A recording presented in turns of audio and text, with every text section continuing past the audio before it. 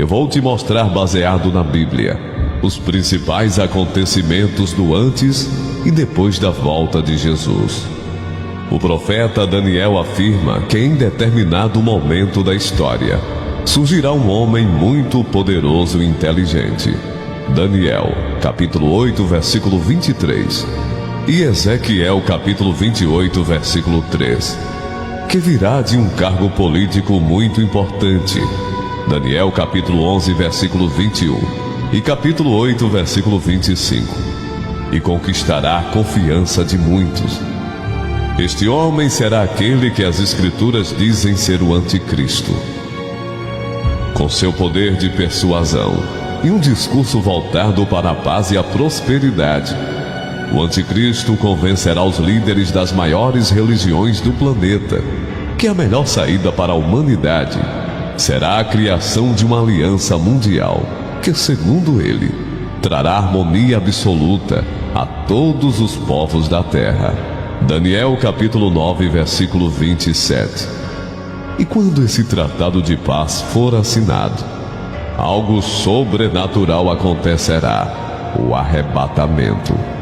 As pessoas estarão vivendo suas vidas tranquilamente, quando de repente os jornais darão a seguinte notícia: milhares de pessoas desapareceram misteriosamente ao redor do mundo. Ainda não se sabe como sumiram. Restaram apenas as suas roupas. As mães estão desesperadas, porque todas as suas crianças pequenas e recém-nascidas foram levadas. O que está acontecendo? Muitos voos foram cancelados por causa dos acidentes onde aeronaves simplesmente caíram do céu. O mesmo aconteceu com o trânsito. Várias batidas aconteceram ao mesmo tempo, ao redor do mundo, e ninguém consegue achar os motoristas. Os hospitais estão lotados com tantas vítimas, mas nem todas conseguem atendimentos, pois faltam médicos e enfermeiros que sumiram, também sem deixar rastros. O apóstolo Paulo fala sobre esse arrebatamento da Igreja de Cristo em sua primeira carta aos Tessalonicenses. Irmãos, quanto aos tempos e épocas, não precisamos escrever-lhes, pois vocês mesmos sabem perfeitamente que o dia do Senhor virá como ladrão à noite. Quando disserem paz e segurança, então de repente a destruição virá sobre eles, como dores à mulher grávida, e de modo nenhum escaparão. Mas vocês, irmãos, não estão nas trevas, para que esse dia os surpreenda como ladrão. Vocês todos são filhos da luz, filhos do dia. Não somos da noite nem das trevas. 1 Tessalonicenses capítulo 5, versículos 1 a 5. Você já parou para pensar no caos que o arrebatamento irá causar em todo o mundo? Milhões de pessoas sumindo do nada. Câmeras de segurança registrando o desaparecimento repentino das pessoas. Esse será o início do fim. Enquanto isso, o Anticristo continuará a ganhar espaço e, em pouco tempo, se transformará no grande líder do planeta. O início de seu governo será de muita paz, pois ele convencerá os líderes de todos os países de que, com ele à frente da política, da fé e da economia, tudo caminhará bem e que todos serão felizes. O Anticristo será um homem muito complexo, diferente de todos os outros homens que já pisaram na terra. Ele será soberbo, mas ao mesmo tempo gentil. Terá uma postura ameaçadora, mas também transmitirá tranquilidade ao mundo. Sua sabedoria e carisma conquistarão a todos e farão dele a pessoa mais admirável e querida entre todos os habitantes do planeta. Apocalipse capítulo 13, versículo 4. Tudo isso vai torná-lo o homem mais notável e importante de todos os tempos. Os palestinos reconhecerão Israel como nação e concederão uma parte de seu território para que um terceiro templo do Senhor seja construído. Em contrapartida, os judeus vão ceder parte da cidade de Jerusalém, para que lá seja criada a capital da Palestina. Essa aliança do anticristo, porém, só trará uma paz temporária e superficial a Israel e ao seu povo. No início ela será reconfortante, mas depois de 3 anos e meio, ela será quebrada, e os gritos de alegria serão substituídos pelos de aflição. Como todas as obras de Satanás, a felicidade se transformará em dor e violência. Será o início do período da grande tribulação. Além disso, uma série de catástrofes naturais vai começar a assolar a Terra. Florestas incendiadas, vulcões em erupção, maremotos, terremotos, tsunamis. Tudo isso trará medo e angústia àqueles que ficaram para trás.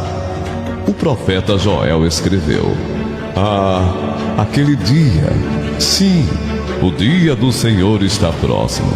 Como destruição poderosa da parte do Todo-Poderoso, ele virá. Joel capítulo 1, versículo 15. O mundo entrará em colapso e a grande maioria dos países enfrentará uma crise jamais vista na história. Diante desse caos, os líderes desses países terão que ir atrás de recursos naturais que ainda geram dinheiro para tentar restabelecer sua economia. Isso causará muitas guerras, pois não haverá recursos para todos. É claro que ninguém estará em boa situação nesse momento, mas algumas grandes potências mundiais se sairão melhor nessa batalha. Imagine só a opressão em cima dos países menores, que possuem recursos valiosos como água, minérios e petróleo. Provavelmente serão massacrados pelos grandes. Nesse momento, as alianças políticas não serão mais as mesmas. Todo mundo será mais egoísta, pois terá suas próprias prioridades. Após destruir os pequenos, os grandes países lutarão entre si, em busca de sua sobrevivência e manutenção de sua soberania. Bombas nucleares, armas biológicas e químicas, tudo isso ajudará a acabar com um pouco de comida e de água que sobraram no mundo. Resultado: ou as pessoas morrem pela guerra, pela sede ou pela fome. Isaías capítulo 24, versículo 20 e 21. O último cavaleiro do Apocalipse, a morte, reduzirá a população mundial de forma drástica, e os sobreviventes vão se tornar refugiados, migrando de um lado para outro, tentando escapar do foco dos conflitos entre as poderosas nações. O anticristo ficará ainda mais poderoso, e aparentemente ninguém será forte o suficiente para lutar contra ele. Sua prepotência será tão grande que ele desafiará o próprio Jesus, que voltará à terra cheio da glória de Deus, e o derrotará naquele que será chamado de Batalha do Armagedon. Apocalipse capítulo 16, versículos 16 a 21. Em seguida, Cristo aprisionará Satanás por 1000 anos. Esse será o tempo de paz e descanso para as pessoas que restaram no planeta. É nesse momento que aqueles que foram mortos pelo anticristo, por causa de sua fidelidade ao Senhor, serão ressuscitados. Em Apocalipse 20 está escrito assim: vi as almas dos que foram decapitados por causa do testemunho de Jesus e da palavra de Deus. Eles não tinham adorado a besta nem a sua imagem, e não tinham recebido a sua marca na testa nem nas mãos. Eles ressuscitaram e reinaram com Cristo durante 1000 anos. Apocalipse capítulo 20, versículo 4. Assim que terminarem os 1000 anos, Satanás será solto da sua prisão, para enganar as nações que estão nos 4 cantos da terra, com o objetivo de destruir o reinado de Cristo. A Bíblia diz que o número de soldados desse exército maligno será tão numeroso quanto a areia do mar. Apocalipse capítulo 20, versículo 8. Essas nações irão marchar até a cidade de Jerusalém. Porém, Deus enviará fogo do céu e as destruirá completamente. Satanás então será lançado no lago de fogo que arde com enxofre, onde já tinham sido mandados a besta e o anticristo. Eles serão atormentados dia e noite para todo sempre. Apocalipse capítulo 20, versículo 10. Deus surgirá do seu trono e todos ficarão diante dele. O livro da vida, enfim, será aberto, e essas pessoas, tanto as vivas quanto as que já haviam morrido, serão julgadas de acordo com o que fizeram durante a sua vida. Apocalipse capítulo 20, versículo 15. Surgirão então um novo céu e uma nova terra, um mundo novo depois do caos total, uma terra onde os novos habitantes terão uma vida eterna de paz e alegria, uma terra onde Deus se faz presente entre eles e todos vivem juntos no mesmo local. Um lugar onde não existe tristeza, dor ou sofrimento. Não haverá mais luto, pois a morte já não existirá.